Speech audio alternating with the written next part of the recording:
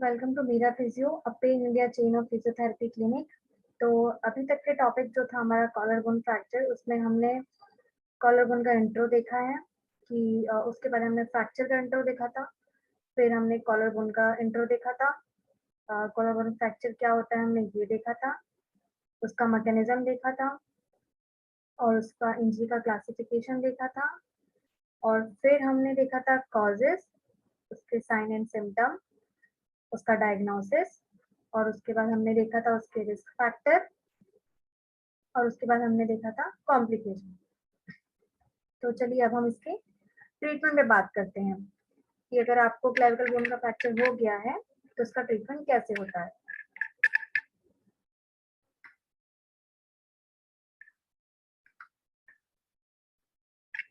तो जो clavicle bone का फ्रैक्चर है वो उसका ट्रीटमेंट डिपेंड करता है कि इंजरी किस टाइप की हुई है। ठीक है, इंजरी की लोकेशन क्या है। जैसे कि मैंने पहले आपको बताया था कि मिड शाफ्ट से मिडिल वन थर्ड से अगर फ्रैक्चर हो गया हो तो वो लोकेशन है इंजरी की कि कहाँ हुई है इंजरी, या तो डिस्टल एरिया में हो गई हो या प्रॉक्सिमल एरिया में हो गई हो। तो ये आपका लोकेशन पे भी डिपेंड करता है कि कैसे ट्रीट करना है। हमारा क्लेविकल बोन का फ्रैक्चर ये लोकेशन पे भी डिपेंड करता है। नेचर कैसा है इंजरी का, कहीं बोन टूट के एकदम अलग तो नहीं हो गई है, ठीक है, या जुड़ी हुई तो ही है, अलग अलग नहीं हुई है, और क्रश हो गई हो, मतलब बहुत सारे टुकड़े हो गए हो। जैसे मैंने आपको फ्रैक्चर के टाइप बताए थे, कम्यूटेट फ्रैक्चर, बहुत सारे टुकड़े हो गए हों, तो उस पर भी डिपेंड करता है कि हम कैसे उसका ट्रीटमेंट करेंगे। और इंजरी जो हुई है, जो फ्रैक्चर हुआ है, वो ओपन है या क्लोज है।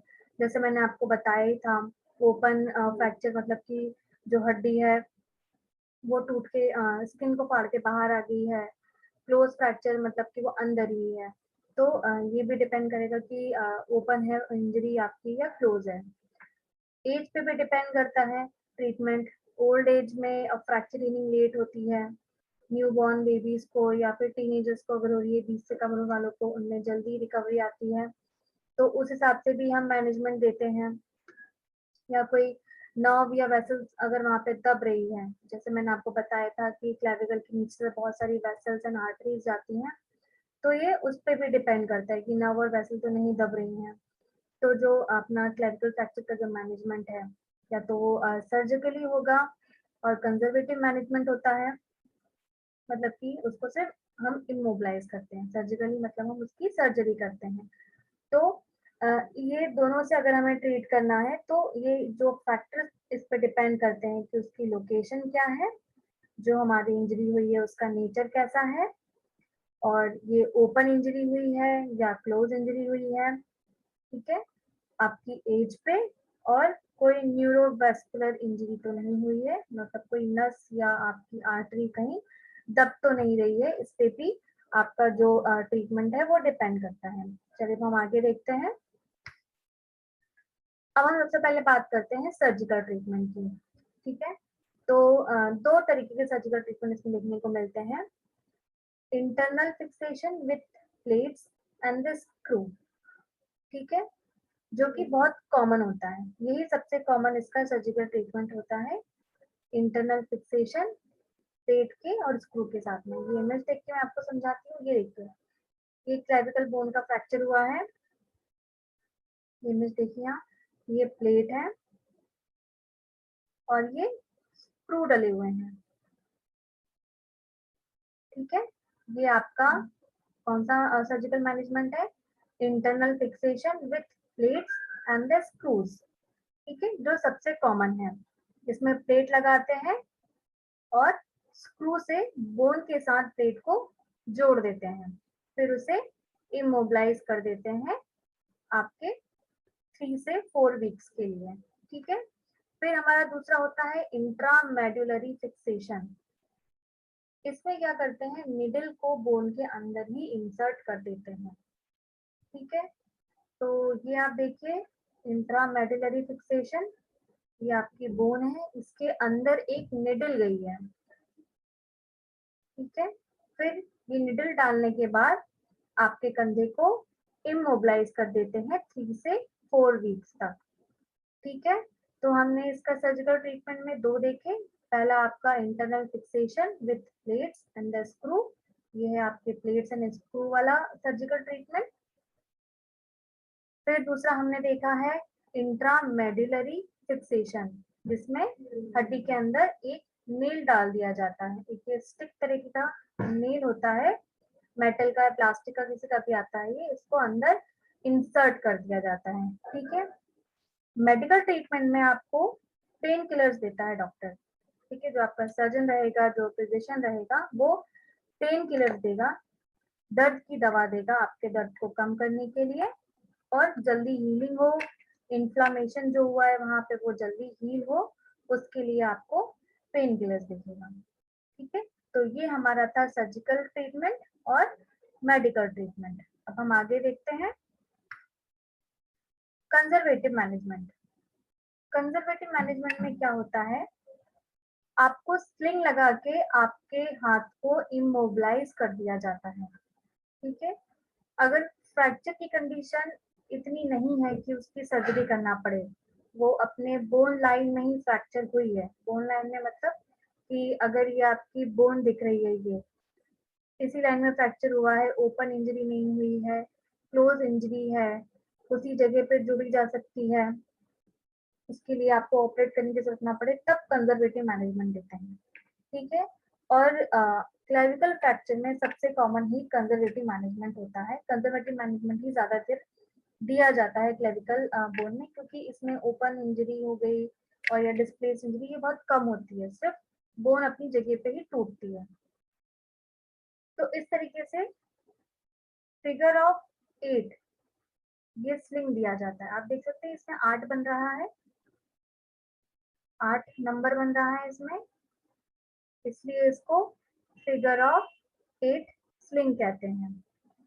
ठीक है, जो आपके कंधे को झुकने नहीं देता है, कंधे को इस तरीके से आगे से, ये जो आपका फिगर ऑफ 8 स्लिंग है वो आगे से कुछ इस तरीके से रहता है, कंधे को पकड़ के रखता है, स्ट्रेट लाइन में रखता है, ताकि बोन जो है आपकी आगे पीछे को ना जुड़े, एकदम सीधी लाइन में जुड़े, ऐसा फिगर ऑफ 8 स्लिंग रहता है। और दूसरा एल स्लिंग रहता है इस तरीके का, ये दोनों स्लिंग साथ में ही दिए जाते हैं। ठीक है, तो इस तरीके का आपका एल स्लिंग मिलता है आपको। इस तरीके से आपके चेस्ट के साथ हाथ को भी बांध दिया जाता है स्लिंग में। ये आपका होता है कंजर्वेटिव मैनेजमेंट, इसमें फिगर ऑफ 8 स्लिंग मिलता है और एल स्लिंग आपको देते हैं कंजर्वेटिव मैनेजमेंट में। कॉमनली कंजर्वेटिव मैनेजमेंट ही यूज किया जाता है। ठीक है, तो चलिए अब हम आगे देखते हैं। अब हमारा आता है main physiotherapy treatment. After the operation, operation के बाद या कंजर्वेटिव ट्रीटमेंट के टाइम पे आपको क्या फिजियोथेरेपी ट्रीटमेंट दिया जाता है, ये मैं आपको आज बताऊंगी। कुछ एक्सरसाइजेस आप स्लिंग पहन के भी कर सकते हैं, कुछ एक्सरसाइजेस आप आपके स्लिंग को उतारने के बाद कर सकते हैं, मतलब कि 3 से 4 वीक के बाद जब आप हील हो जाएगा आपका हाथ, तब कर सकते हैं। धीरे धीरे प्रोग्रेस में ला सकते हैं एक्सरसाइज। और फिजियोथेरेपी मैनेजमेंट में बेसिकली एक्सरसाइज आप अगर फ्रैक्चर के लिए करें तो बहुत ज्यादा अच्छा होता है, इससे कॉम्प्लिकेशन के चांसेस खत्म हो जाते हैं और कम हो जाते हैं, और हीलिंग प्रोसेस जो होती है वो बहुत जल्दी होती है। क्योंकि जब हम एक्सरसाइज करते हैं तो हमारे बॉडी का सर्कुलेशन बढ़ता है, हमारी बॉडी का जो है सर्कुलेशन वो बढ़ता है, जिस कारण से हीलिंग प्रोसेस जो होती है वो उतनी जल्दी से होती है। ठीक है, तो हम सबसे पहले एक्सरसाइज देखते हैं बॉल स्क्वीज एक्सरसाइज। ये एक्सरसाइज आप स्लिंग के साथ भी कर सकते हैं, अगर आपको स्लिंग है, बंधा हुआ है फ्रैक्चर का, तो भी आप ये एक्सरसाइज कर सकते हैं। इस एक्सरसाइज को करने के लिए आपको सिर्फ एक सॉफ्ट बॉल लेनी है, जो हम स्पॉन्जी बॉल भी कहते हैं, सॉफ्ट बॉल लेनी है, उसको अपनी मुट्ठी में बहुत जेंटली पकड़ना है, फिर उसके बाद उसको इस तरीके से मुट्ठी बना के दबाना है। ध्यान रखें बहुत ज्यादा ताकत से ना दबाएं जिससे आपको दर्द आ जाए कंधे में, इतनी तेजी से भी इस बॉल को ना दबाएं, बहुत हल्का भी ना दबाएं कि कुछ असर ही ना हो, मीडियम, जितने में आपको पेन नहीं हो और जितनी आपकी उस टाइम पे स्लिंग के टाइम पे हाथ में ताकत हो, उतनी ताकत से आप उसको दबाएं, पर दर्द नहीं होना चाहिए, इतनी ही लिमिट रखिए आप बॉल को दबाने की। ठीक है, तो इसे हम कहते हैं बॉल स्क्वीज एक्सरसाइज। ये आप दिन में कई बार कर सकते हैं, इसका कोई लिमिट नहीं है कि आप 2 बार 3 बार करें, आप कई बार कर सकते हैं। जब भी आप फ्री बैठे हो तो आप बॉल स्क्वीज करने लगे, 10 से 15 बार करके फिर छोड़ दे, फिर रेस्ट ले, फिर आप फ्री बैठे हो, फिर आप अपने बॉल स्क्वीज करने लगे हाथ में। तो ये एक्सरसाइज आप कई बार रिपीट कर सकते हैं, बॉल स्क्वीज एक्सरसाइज। ठीक है, अब हम आगे देखते हैं। अब आता है हमारा शोल्डर पेंडुलम एक्सरसाइज। ठीक है, अब हम अज्यूम करते हैं कि मान लीजिए आपका शोल्डर जो है, क्लेविकल जो है वो लेफ्ट साइड का क्लेविकल फ्रैक्चर है।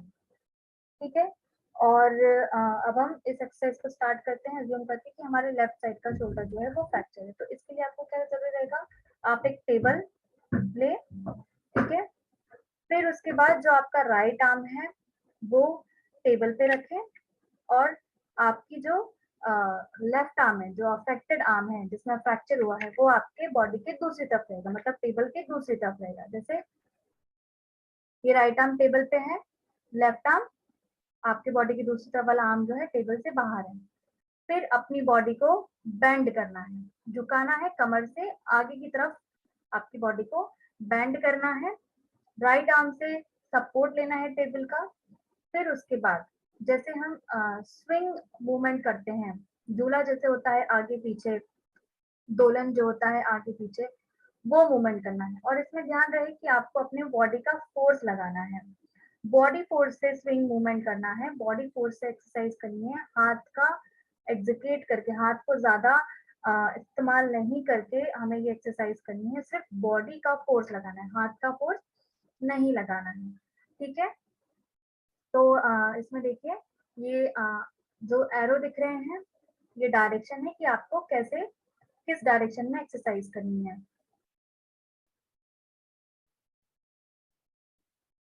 तो जो पहली डायरेक्शन है वो है आगे की तरफ, फिर पीछे की तरफ। आपका हाथ जो है वो स्विंग करेगा आगे की तरफ, पीछे की तरफ।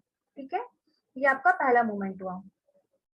फिर इसमें आपको क्या करना है, हाथ फिर आपका स्विंग करेगा बाहर की तरफ, अंदर की तरफ, बाहर की तरफ, अंदर की तरफ, दोलन की तरफ अपने हाथ को चलाना है। फिर आपका ये दूसरा मूवमेंट हुआ। तीसरा मूवमेंट क्या होगा आपका, आपको पूरा ऐसे गोल घुमाना है अपने हाथ को, इस डायरेक्शन में जैसे एरो आपके गोल जा रहे हैं, वैसे आपको पूरा गोल घुमाना है अपने हाथ को। तो ये है आपकी शोल्डर की पेंडुलम एक्सरसाइजेस। ठीक है, इसको आप दिन में 2 से 5 बार कर सकते हैं। ठीक है, 2 से 4 मिनट के लिए कर सकते हैं, रिपीटेशन आप 7 से 8 बार करें तो भी कोई प्रॉब्लम नहीं है। ये एक्सरसाइज जो है आपके शोल्डर स्टेबिलिटी के लिए भी बहुत अच्छी है, हीलिंग प्रोसेस को भी बढ़ाएगी, स्टिफनेस को भी कम करेगी और टेंडरनेस को भी कम करेगी। ठीक है, तो चलिए अब हम आगे देखते हैं शोल्डर स्ट्रेंथनिंग एक्सरसाइज। ठीक है, तो शोल्डर स्ट्रेंथनिंग एक्सरसाइजेस अब स्टार्ट करते हैं हम, शोल्डर की स्ट्रेंथनिंग एक्सरसाइजेस। इसमें सबसे पहले आता है हमारा शोल्डर फ्लेक्शन एक्सरसाइज। ठीक है, तो इसके लिए आपको वॉल के सामने खड़े हो जाना है, वॉल में और आपके बीच में डिस्टेंस होना चाहिए। आप देख रहे हैं वॉल के बीच में और इस इमेज में जो है उनके बीच में डिस्टेंस है। कंधा एकदम रिलैक्स। ठीक है, कोहनी से 90 डिग्री मुड़ा होना चाहिए, दीवार के और आपके हाथ के बीच में छोटा सा टॉवल रखें। ठीक है, फिर आपको क्या करना है, अपनी मुट्ठी से टॉवल को धक्का देना है दीवार की तरफ। ठीक है, धक्का देने के बाद उसको होल्ड करके रखना है 5 से 7 मिनट के सेकंड के लिए, 5 से 7 सेकंड के लिए, फिर रिलैक्स करना है। फिर आपको मुट्ठी से इस टॉवल को धक्का देना है दीवार की तरफ, फिर से आपको उसको होल्ड करके रखना है, फिर रिलैक्स करना है। ठीक है, ये एक्सरसाइज आपकी इसे हम आइसोमेट्रिक एक्सरसाइजेस भी कहते हैं। ये स्ट्रेंथनिंग के लिए बहुत अच्छी होती है, जिससे सर्कुलेशन इंक्रीज होगा और हीलिंग प्रोसेस भी फ्रैक्चर की बढ़ती है। दूसरा आता है हमारा शोल्डर एक्सटेंशन एक्सरसाइजेस। ये एक्सरसाइज आप बिना स्विंग के करें तो बेहतर है। आफ्टर दी हीलिंग प्रोसेस के बाद ही आप ये एक्सरसाइजेस करें। तो इसमें आपको सेम वही पोजीशन आपकी रहेगी वॉल के पास, बस इसमें ये रहेगा कि आपके और वॉल के बीच में जो गैप है वो नहीं रहेगा। आपको वॉल की तरफ अपनी पीठ करके खड़े होना है, कंधा ढीला छोड़ना है, 90 डिग्री का, कोहनी आपकी जो है 90 डिग्री के एंगल पे रहेगी। कोहनी और आपकी दीवार के बीच में एक टॉवल रहेगा। फिर हमें वही रिपीट करना है कि धक्का देना है अपनी कोहनी से, टॉवल को दीवार की तरफ होल्ड करना है, फिर रिलैक्स करना है। ठीक है, दीवार से फीट करके खड़े होना है, कंधा रिलैक्स रहेगा, 90 डिग्री से कोहनी रहेगी, उसके पीछे टॉवल रहेगा, उसे आपको धक्का देना है टॉवल को दीवार की तरफ, होल्ड करना है, फिर आपको रिलैक्स करना है। ठीक है, तो इसे हम कहते हैं शोल्डर एक्सटेंशन एक्सरसाइज। ठीक है, अब आगे बढ़ते हैं। Shoulder abduction exercise. ठीक है, अब इसके लिए क्या करना है, आपको जिस हाथ की जिस साइड की एक्सरसाइज करनी है, जैसे हमने सपोज किया था कि लेफ्ट हाथ जो है वो फ्रैक्चर है हमारा क्लेविकल साइड का, तो उसको दीवार की तरफ रखना है। ठीक है, कंधा रिलैक्स, आपको एकदम स्ट्रेट खड़े होना है, कंधा रिलैक्स, वही 90 डिग्री पे मोड़ना है, दीवार की तरफ उस हाथ को रखना है, दोनों के बीच में कोहनी के पास एक टॉवल रखना है, फिर उसे दीवार की तरफ हमें धक्का देना है, उस टॉवल को दीवार की तरफ हमें धक्का देना है, होल्ड करना है, फिर रिलैक्स करना है और फिर इसे रिपीट करना है। इसे हम कहते हैं शोल्डर अबडक्शन एक्सरसाइज।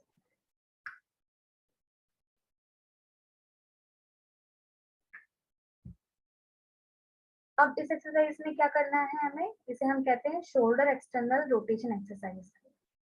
इस एक्सरसाइज में जो हमारी लास्ट पोजीशन थी उसी में खड़े रहना है, बस इसमें डिफरेंस क्या आएगा कि जो टॉवल का प्लेसमेंट है आपको वही स्ट्रेट खड़े होना है, हाथ ढीले, और जिस कंधे की एक्सरसाइज करनी है वो दीवार की तरफ, और अपने एल्बो को 90 डिग्री मोड़ना है। टॉवल पहले हमने एल्बो पे रखा था, अब हम रखेंगे अपने हथेली पे, मतलब कि मुट्ठी बनाएंगे और मुट्ठी की तरफ रखेंगे। और आपका जो मूवमेंट रहेगा कि आपको अपने जो फोरआर्म है, आपका जो ये एरिया है फोरआर्म, उसको इस तरह मोड़ना है, जैसे मैं आपको एरो लेके जा रही हूँ, बाहर की तरफ मोड़ना है। ठीक है, आपको उसको बाहर की तरफ मोड़ना है, मतलब आप अगर टेढ़ा हाथ रखे हैं, देखिए यहाँ पे इमेज में दिख रहा है टेढ़ा हाथ है, तो इसको आउटवर्ड मोड़ना है, सीधा करना है। ठीक है, तो इस एक्सरसाइज को कहते हैं शोल्डर एक्सटर्नल रोटेशन एक्सरसाइज। इसमें भी आपको मोड़ के वहां पे होल्ड करना है, फिर रिलैक्स करना है, फिर आपको इस एक्सरसाइज को रिपीट करना है। ठीक है, अब हम आगे बढ़ते हैं। Shoulder internal rotation exercise. ठीक है, अब इस एक्सरसाइज के में क्या करना है हमें, इस एक्सरसाइज को करने के लिए आप दरवाजे के साइड का इस्तेमाल करें तो ज्यादा बेहतर होगा। जो हमारा गेट रहता है उस साइड की वॉल का इस्तेमाल करें। आपका जो फेस है वॉल के साइड में रहेगा, इस तरीके से गेट के पास वॉल के साइड में रहेगा। फिर आपको जिस साइड का आपको जैसे हमने अज्यूम किया था लेफ्ट साइड का, लेफ्ट साइड वाला जो आर्म है वो दीवार में बाहर की तरफ रहेगा, इस तरफ, बाकी हिस्सा दीवार के उस तरफ रहेगा। वही सेम पोजीशन खड़े होना है आपको, टॉवल को प्लेस करना है मुट्ठी के पास और उसको अंदर की तरफ दबाना है। ठीक है, अंदर की तरफ जेंटली उसको दबाना है, होल्ड करना है, रिलैक्स करना है, फिर से रिपीट करना है। ठीक है, अब हम आगे देखते हैं। नेक्स्ट एक्सरसाइज है हमारी वॉल क्लाइंब। इस एक्सरसाइज को करने के लिए आपको दीवार के पास खड़े होना है। ठीक है, और जैसे कि हम फीट के फिंगर्स को यूज करके चलते हैं, वैसे ही आपको सेम अपने हाथ की फिंगर को यूज करते हुए चलना है। आपकी हथेली से और हाथों की फिंगर को स्क्रॉल करते हुए, ठीक है, चढ़ना है।